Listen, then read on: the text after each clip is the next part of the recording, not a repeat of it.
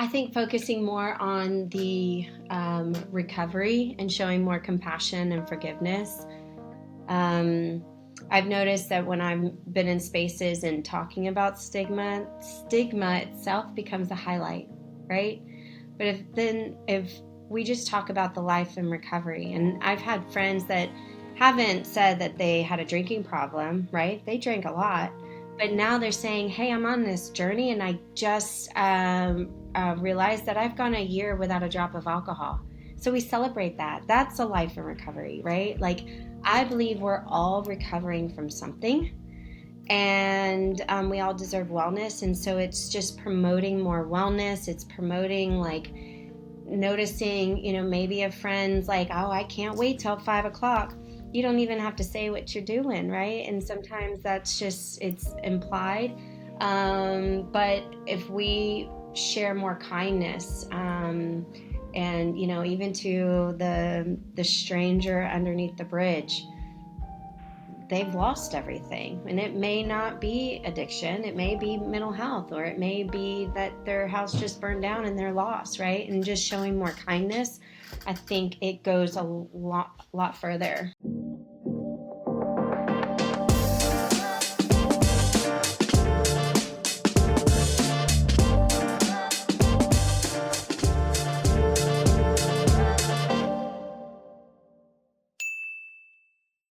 Here we back with another episode on the Hart and Hustle Podcast with another leader just doing some impactful stuff in the community. Always so excited. Miss Heather, how are you doing today? I'm doing really well. How are you?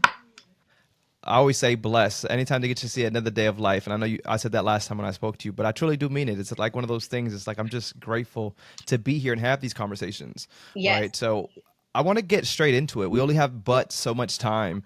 We know that you're a risk taker. You're a game changer. You love to make impacts, and you've done that. And I just couldn't have a better guest to kind of break all this down, being a founder and a president. I ask you, so I know everyone has a story, a moment that really lit the fire under them to do what they do. What was that moment for you? What made you say, I have to start Serenity Light Recovery?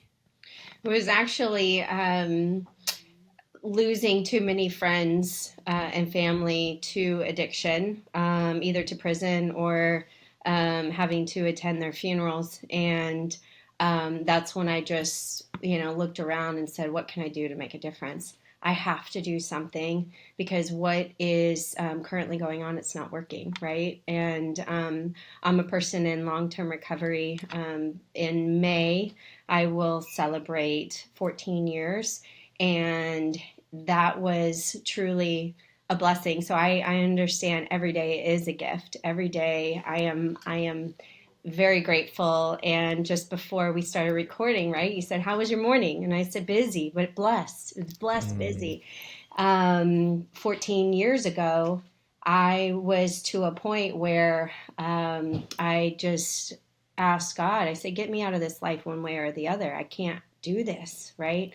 I never thought I would ever, I wasn't the type that I thought, well, when I grow up, I'm going to get mixed up in an addiction, right? And I had everything going for me. And here I was at my knocking on death's door. And, a week after, I still remember it like it was yesterday, but a week after I said that simple prayer, I got into a major car accident. I was arrested, and that was the pivotal moment, right? I got to see what so many others have endured, and a lot of them don't make it out. And so that's what drives me. That's what, when I was trying to figure out life for so long and trying to make sense of it and what I'm meant to do, it was when I found my life in recovery that I said, I know exactly. I was given yet another chance in life, and so I strive to give back each and every day. First of all, congratulations, 14 years. You know how easy and how hard it is to go backwards or to go forward. And you've obviously made it the way forward. And now you're also back to that impacting lives to make sure that other people can live the life that you're living today. Because I always say who you are today doesn't mean that's who you have to be tomorrow. And there's people like yourself that share those stories that really can change someone's life in an instant because of just you being so vocal about it, which is why I love that you created this platform here on the Hart and Hustle, because it allows to kind of showcase people like yourself that are really just making so much major moves, and still, right, you've made a lot in the last 14 years, but there's still so much more to go. Yes. I can only imagine that you'll touch so many lives. I want to kind of go back to the early days, though. I know as you're building this recovery center, you're probably getting people saying, that's risky. Like, are you sure? That's a lot. What was that phase like? Oh, wow. So even I questioned myself, right? I studied psychology for many years. I was once upon, a time pre-med. And when an old friend said, "Why don't you start a treatment center?" Because I kept asking, "What can I do to make a difference?" And I Mhm. didn't expect that kind of question. And I was like, "Wait a minute, let me pray on it," because that was my go-to answer. Because I know fear will Mhm. intervene quickly, right? And I'll miss out on my truest potential. And so I started praying. I was like, okay, let me just take one step at a time and do it. And I found the perfect property. Everything was lining up so perfectly. And I was like, this is what I'm meant to do. And this, I just stood strong in faith. So I was actually going out there and talking to other directors of facilities and marketing it. And a lot of people thought we were already opened, just because I spoke with so much dedication and passion, right? And they're like, the way you speak is as if it's been in operation. I said, this is to come, right? This is what I'm building. And I'll never forget it. I had one older gentleman look at me and say, "I see young and dumb, and I recommend going the other way." And I just smiled at him and I said, "I may be young, but I'm definitely not dumb. And I am full of passion and drive. And it's my heart that's going to carry me through, and my faith, right? That is going to carry me through any hardships or obstacles that may come my way." And he said, "I used to have long hair like you, and now I'm bald." And I said, "Well, self care is really important." It was just like, "I am going to pray for you, my man." And I didn't let that deter me, right? Like I stood even taller and saying, Yeah. "No, I'm going to do this. This is what's wrong with this industry," right? Yeah. There is so much corruption. There's so much that even the first, so it took about 2.5 years of building and designing and developing, because I did not want a cookie cutter treatment. Like I had to be it, not me, but what was being created had to be different. The vision was different. I really want to create safe healing grounds, right? And there was a lot of obstacles, but each obstacle, it just built us stronger, right? And with more dedication. And yes, it's stressful, but we do a lot of self care. And Yeah, I do. Mhm. we practice what we preach, right? We talk about it. And this is a true life of wellness. It shouldn't be white knuckling it through your recovery, or white knuckling it creating starting your own business, or it's that passion that's really gonna to carry you. And the nonprofit space is so good because I always say it is a business. While people may think it's just a nonprofit, they don't realize it is truly is a business. We just may have different boards to speak to. We got stakeholders, we got a board of directors, but ideally, what's so cool about the nonprofit space is the mission that people fight for. And in your case, the mission was to make sure that people experience what you had to go through even better, because you understood what it actually looked like to go into recovery. So now, because you understood that, now you have a way better perspective and say, you know what, this is what probably could have been better for me, and this is what's going to be better for others. So sometimes life is very strange in a way how things kind of go and play out, but then you go back and think about it like, man, I'm almost happy that that happened to me, because if not, then I'm not here, as much as it's very painful at that moment, Right. and you don't understand the whys. A lot of the times when you sit back and think, what was the lesson learned in these moments, you start to realize it was actually bigger than what we even imagined, Oh, right? And here absolutely. you are doing this stuff. This is actually, pretty cool. Yeah. And I can only imagine that you had that that what the hell am I doing moment. Oh, what the hell am I getting myself into moment. Is that correct? Yes. Still today too, sometimes it's like, wow, but then it's quickly transformed into more drive. It's hard to explain sometimes Yeah. because, and so Serenity Light Recovery is a for-profit, and I have a mini like that. We have a gift shop that's like it's a nonprofit that creates a all the profits go to being able to build out scholarships for some of our clients, or if some really don't have money, they have insurance, but they need a sleep machine, right? Like we will go over and beyond because it's the right thing to do. And I always say, because they're like, well, how do you have so much heart and being in a for-profit versus a nonprofit? And I said, well, there's no really profit. It's going right back to the clients, and it's it's mission before margin. And I will I'm actually doing a presentation next week on that, right? You have to stand strong in your mission or everything else is lost. I experienced having a previous management members. There was a time that the mission was getting lost or kind of just blurred out, and I could see the difference. You could even feel the energy difference. And so I came back in and said, okay, we need to restructure, and redevelop the leadership team, which is like the board, right? And it's like, these are the members that share the mission, right? This is how we're going to stand together. And leadership is not being the boss, right? It's leading by example. It's standing there with the team. And I like to say team, not employees, right? We're a team in this. And if there needs to be weeds plucked from the ground, like I will go and pluck them and show them, like I'm in this fully, right? A lot of blood, sweat, and tears. And to the point where sometimes there's a lot of tears because we are so passionate about it. And I'll have that fleeting thought, what the heck am I doing? Little me. And I think that's the little voice growing up, and maybe a generational voice is like, little me. I don't have to be little anymore. Like, look at what has been created.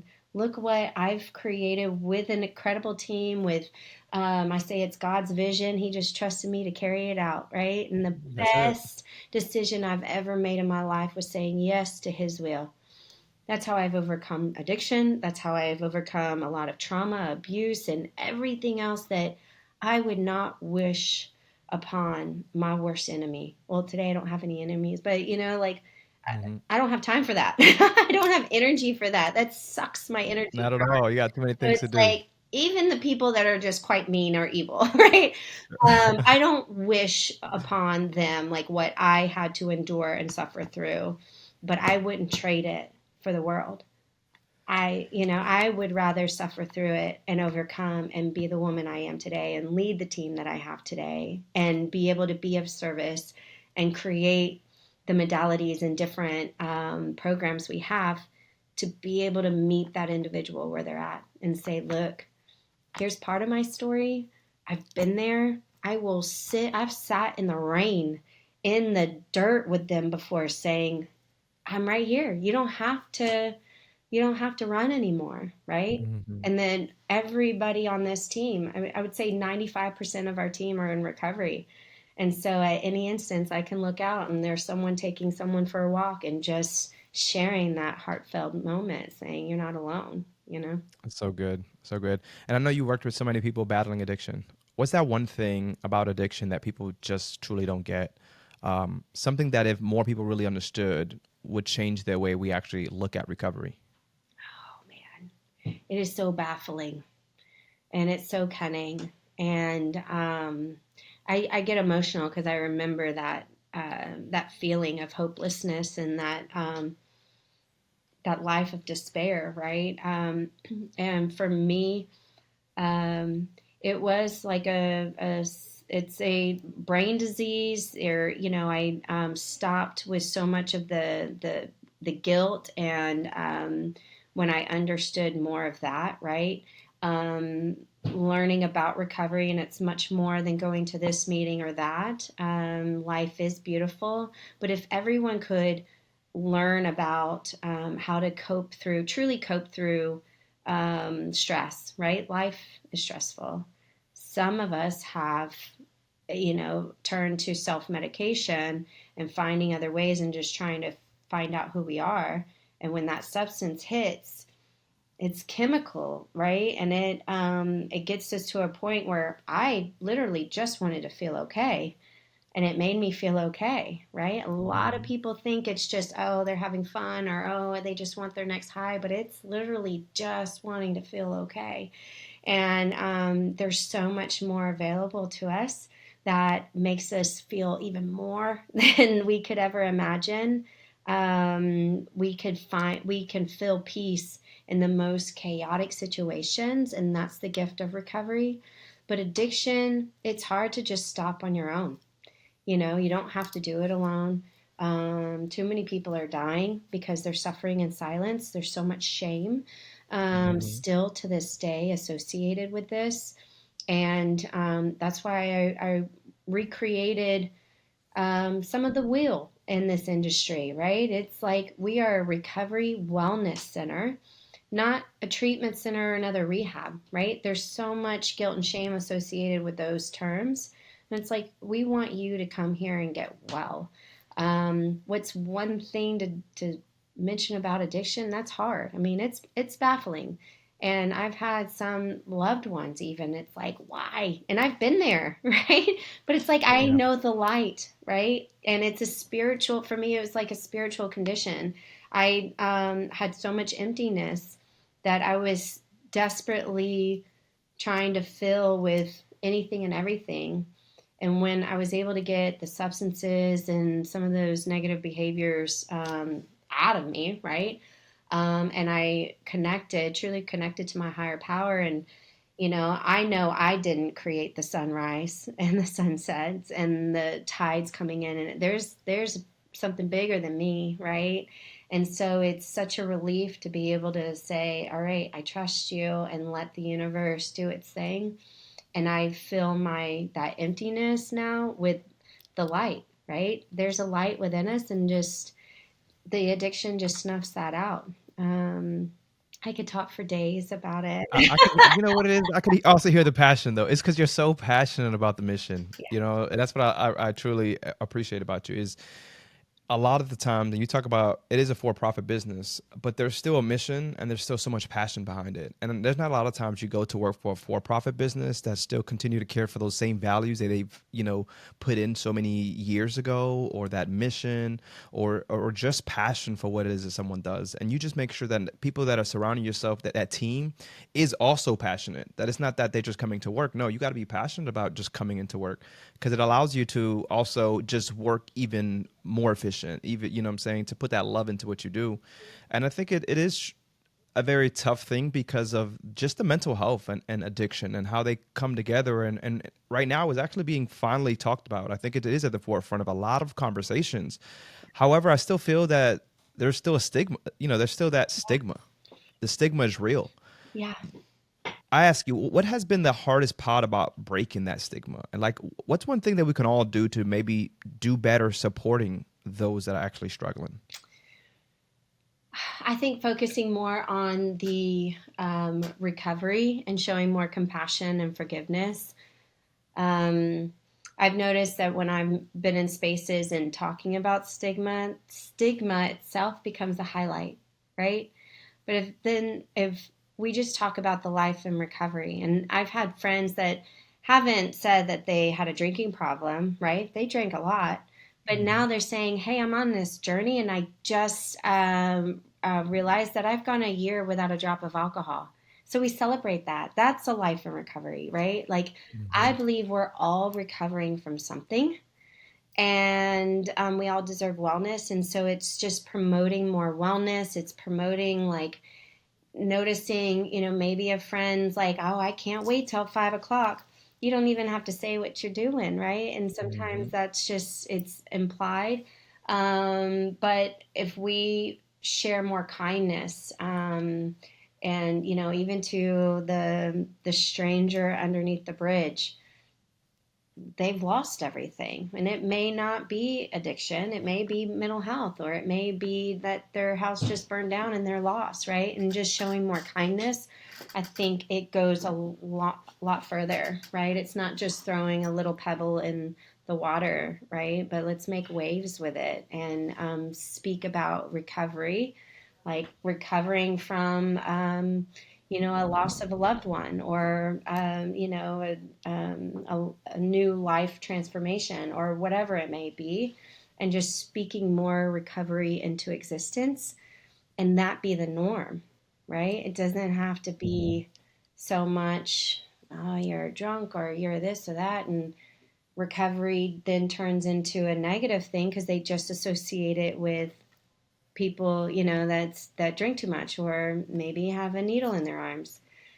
They're running from something. They're self-medicating, and let's find out why, right? They're probably overcoming a lot more than you realize. And I think we just need to talk more about recovery. I hope that answered your question. It's just Yeah, vague, no, it you know? does. And is there any like big myth that you feel that people say all the time that you hear that really kind of make you sometimes even roll your eyes just on what people say about these things? Um, well, just with some clients that are, it's their first time in treatment, and I hope last time, right? But it's like, my life's going to be so boring. Recovery's boring. And it's like, that's not recovery then. You know what I Yeah. mean? Like, I enjoy life way more today, even on my worst days, than I ever did on my best day. And I remember it. I have so much fun, right? This smile is a genuine smile. I'll never forget when I felt it and I'm like, oh wow, what is this? And my cheeks hurt, like it's so It felt different, beautiful. Yeah, right? It it just just felt feels yeah. different. Like you can feel it radiating through your body. And it's like, this is recovery, right? Yeah. I can be my silly self and no, I can't blame alcohol or other substances, but that's the Mhm. beauty in it. It's like, no, I'm my authentic self. And we have so much fun, right? So we Mhm. show them how to have fun again, or as simple fishing. Like we have ponds and fish, and we've had so many people who's like, I can't tell you the last time, or if there was any time that I've cast a line without a beer in my hand or without being loaded. It's like, Wow. oh, that tugs my heart. Like that's sad, but I am overjoyed with this moment for you to experience this, right? Mhm. And not get sick after. And you can remember every single thing, most of the time, When you say these things, I can only imagine that what you do, the work is it has to be it's deep, it's emotional, yeah. right? Because especially when they become very sick, good at what they're doing and they're years sober, but even times where you've really rooting for someone and they go a little backwards, it could be heavy some days. What keeps you going? What's that one moment or even person that really reminds you, this is why I do this? I'm going to start getting emotional. My babies. Um, they wouldn't be here if I didn't find a life in recovery, right? They are my gifts of recovery. They are my miracles.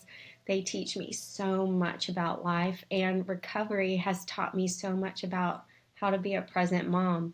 It's not perfect, but when my daughter turns to me saying, "It's okay, mommy, I know you're sad, but let's take a deep breath," right? And it's like, oh, because it's I don't hide my emotions from them. Yeah. And when I get a call or it's not really a quick text, but see that either alumni overdosed or a good friend of mine that was, in recovery for so long and they just go out, slip, but they overdose and they don't get another chance, right? And then it's just, I feel it. And then it's their voice that they're kind of echoing the different things that they've heard me share with others or share with them. It's like, okay, right? Hmm. My father, at one point wanted to just do away with me, right? I mean, his daughter, and he's a physician, and he tried to fix me. He couldn't. And when I called him and said, "This is what's going on," he hung up. And it took family men, my brother, celebrating his 4 years today. And it's like, yes, right? And it's happening all around me. My father is now our, chief medical officer. He helped me build Serenity, and it's family owned, family run. It's because the gifts of recovery give your family back, and if there's no family left, like, we become their families, right? And I have lifelong friends, and so it's a combination of people. But if I had to pick, I mean, it's my two little children, that Mhm. I see the gifts of recovery through and through. Um, I love it. yeah, I say kids are such a blessing, yeah, as much as they can drive you crazy at times. yeah. Through the screams and the giggles, that's what I say. I love it Yeah, all. they listen. My daughter, just about like you mentioned, just the way she look at you, the way she holds you. Yeah, And I have a son. He's 1 year old, and he does the same thing. Whenever you just see that smile, and you're going through something, and what's so cool is that yeah, these our kids. We realize that it's not even about us anymore. yeah, We want to do better because we want to show them better, because we want to let them know that hey, mom went through something, but that didn't mean she couldn't overcome it. right. So when they're going through something, they can see, hey, I was just as strong. And maybe, I'm not the type of parent to always say, this is what it was when I was young, but I do want like to show them, especially in the work that we do. And I can see that your daughter sees it through the work that you do. A lot of things is not what we say, but what we're showing them, and you showing her what this actually looks like is so good. It's so good for her, and I can only imagine it becomes even good for you when you get to see all these seeds that you actually sowed in Yeah, her, and now she's out, who knows, still carrying on this mission one day, right. because she understood how it saved her mom, Yeah, saved her life. yeah, And not every you mentioned it, not everyone has that experience. I don't know if I mentioned to you the last time that we spoke, but I'm adopted because my mom is still on mhm, drugs, and was since I was 2 years old. And just you hearing almost made me emotional thinking about it, yeah, because not everyone has that chance. right. Okay, no more crying. Yeah. We're done. Mhm. Uh, but I always wish her the best, and just to hear these stories, man, everybody's life's different, and maybe that moment comes later on in her life. But I It's really the just guilt kind and the of, shame that will consume people and keep them suffering in Mhm. silence. And it's like, you are worthy. I want to shout from the rooftops, and say, you are worthy. And no matter what has happened or what has been done, and I say every single day, I am not what I've done. I'm what I've overcome. I'm not proud Mm, of a lot of things that I've done, that's good. right? But where am I at now? And I am a beautiful divine mother, and I can speak kindness into myself and into the world. And it's because of those gifts, of those suffering moments, right? And that's where the passion comes from. Hmm. Um, it's built me to who I am. And we had a client that come in. She's like, I don't know if I can do it. I've been to 27 treatment centers. And I said, well, Wow. that's 27 other treatment centers. And I don't care if it's taken 50. You're alive, you're here, right? Like, let's start fresh and let's move forward. You are worthy. You are worthy. You are worthy. And you are loved. And you're still going, Yes, and you're still trying. yes, I think that's the sweet spot about it, is people don't realize that yeah, it's your 27th time, and so what? You haven't given up on yourself. yeah, You're still wanting more. right, I want to help you along this journey, whether it's going to take you a 30th time. I want to pour into you today and let you know that you got to keep fighting this fight. right. That it could be the 27th time you try that makes everything kind of just so clear, and then for the rest of your life you lived. I actually met the I was on the show Undercover Boss one time, and I want to say he might have been the COO. He might get upset because we're friends. I can't remember his title, but he was also someone very young that was into drugs and alcohol, and he remembers the opportunities he was given. And now I think he's like 40 something years sober, and he continues to share the story and also created a nonprofit. But he tells how someone gave him a chance, where the CEO of Subway, that was a huge global business, seen him just drunk on his table, and still didn't give up on him. Yeah. Gave him an opportunity. And that dude for 20 something plus years stayed with that organization. Why? Because someone cared and was willing to help him through it. And now he's doing the same thing that you're doing, really just showing others that it is possible. That today, maybe you are on the streets, but tomorrow you're a CEO, you're a founder, you're a president of an organization, really leading a mission that is impacting the world. So kudos to what you do. If I'm pretty sure people give you your flowers all the time, but Thank you. I see you on the Hart and Hustle podcast. Definitely want to just kind of give you your flowers because it is tremendous when I see someone, overcome these changes, especially when I firsthand witness someone that's still struggling through it. Yeah. So I really want to kind of pivot so we can gotta get it out of this emotional state though, right? A lot of people running a business, especially one in the health and recovery, is just about helping people. But at the end of the day, it's also a business. How do you actually balance the mission with the reality of actually running and sustaining something this big? Yeah. A wonderful team. They know I have a lot of heart, right? But then also knowing it is a business, and there's a way to do it with compassion and understanding of people, right? Hiring the right people, making sure that we're all cross-trained, that no one cross-trained, where no one's above anybody, right? And that's really Mm-hmm. important. So at any moment, like if someone's out, any of us can step in. And having people in the positions, trustworthy people, in the positions that I need to lean on, saying, all right, even with admissions, like I have a bleeding heart a lot of times, and it's like, okay, it doesn't have to bleed, but let's talk it out, and that's why we do have a scholarship program, right? It might not be a full scholarship unless there's enough, put away from the gift shop, but partial scholarships, sliding scales. We want to remove the barriers, but also we offer so much more than just Mm-hmm. a regular place, right?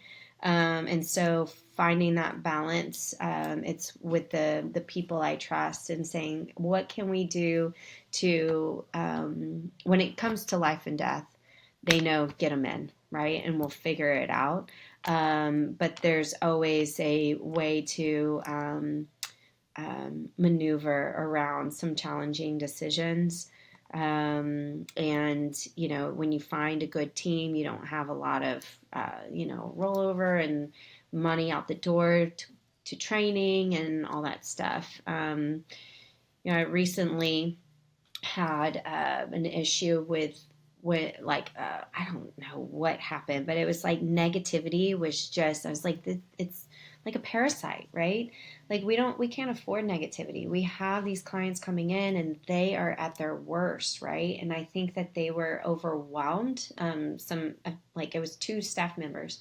They were overwhelmed because it was a very intense group at that time. The community struggling with a lot of trauma, and then that little negativity started kind of bleeding out.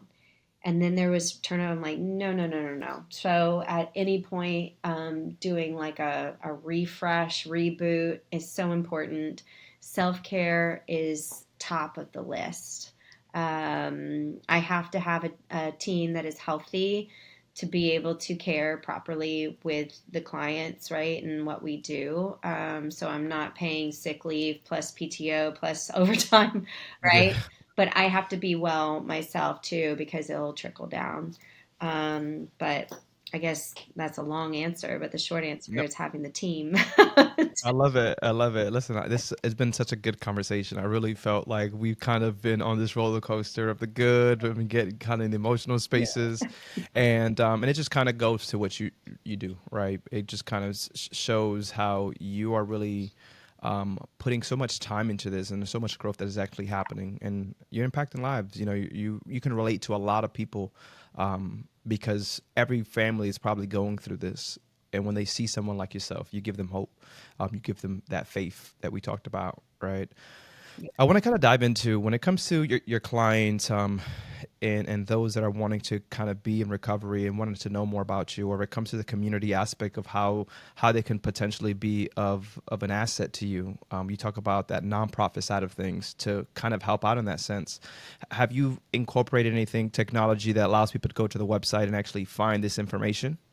So we have a website, serenitylightrecovery.com.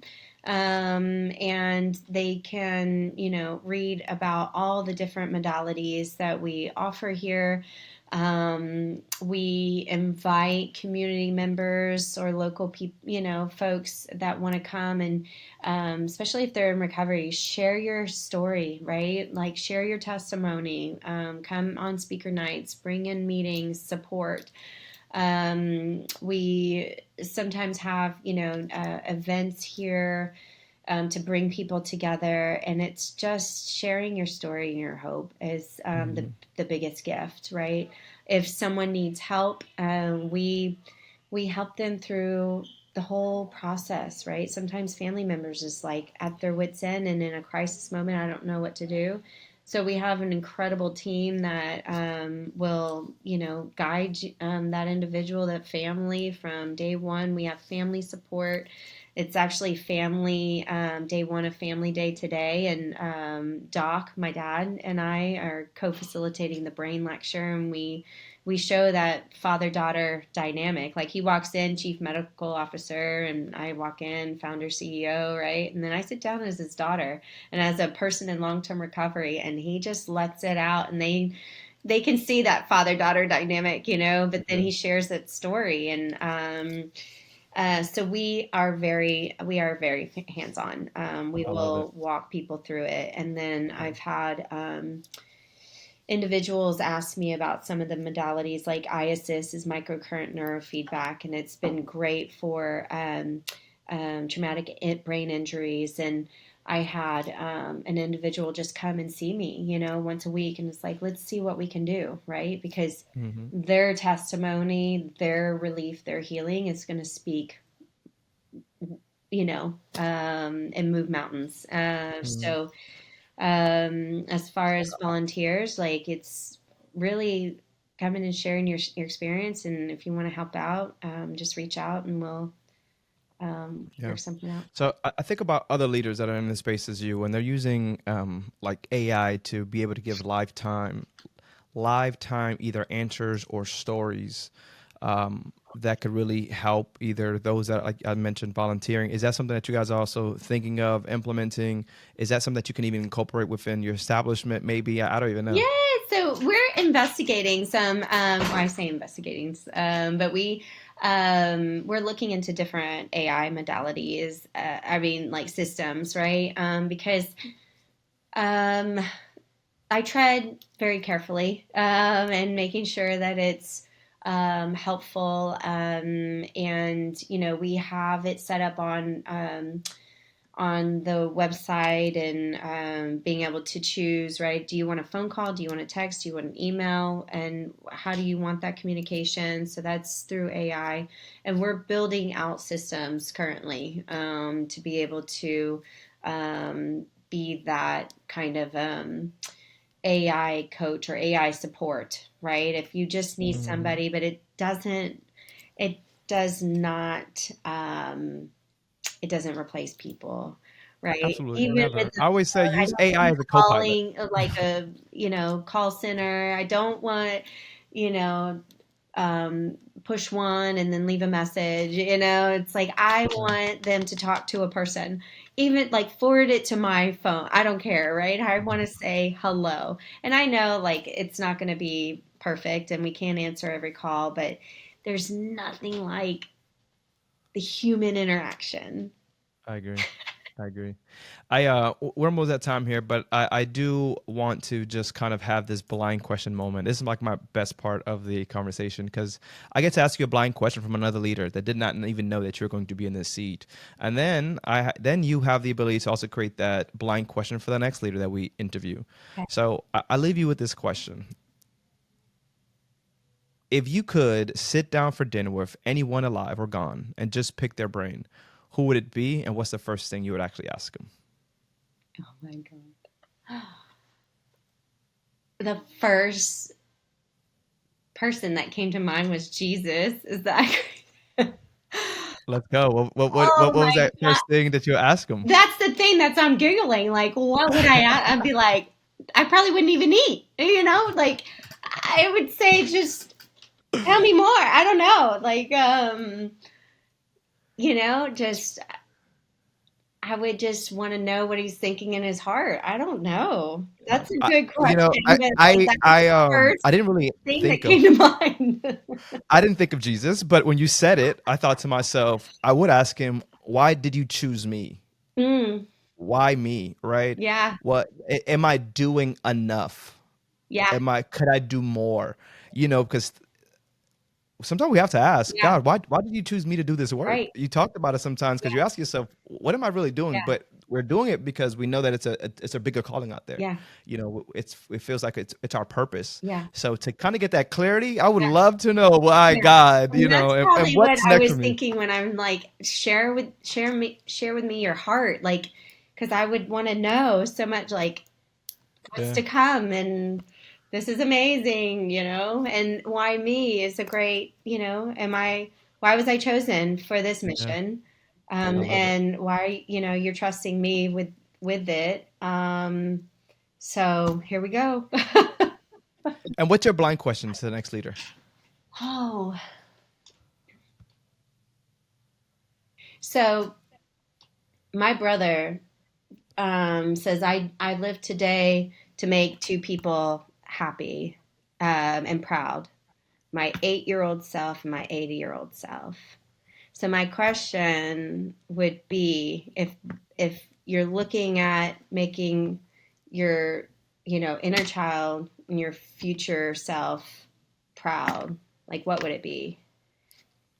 What would be Mm, that one moment or that one adventure or accomplishment that if you were to make your 8-year old self happy and proud and your 80-year old self to look back and be proud, what would that be? And this I is a like that. dedication to my brother who's celebrating 4 years of sobriety today. Yes, congratulations to your brother. What's his name? Sean.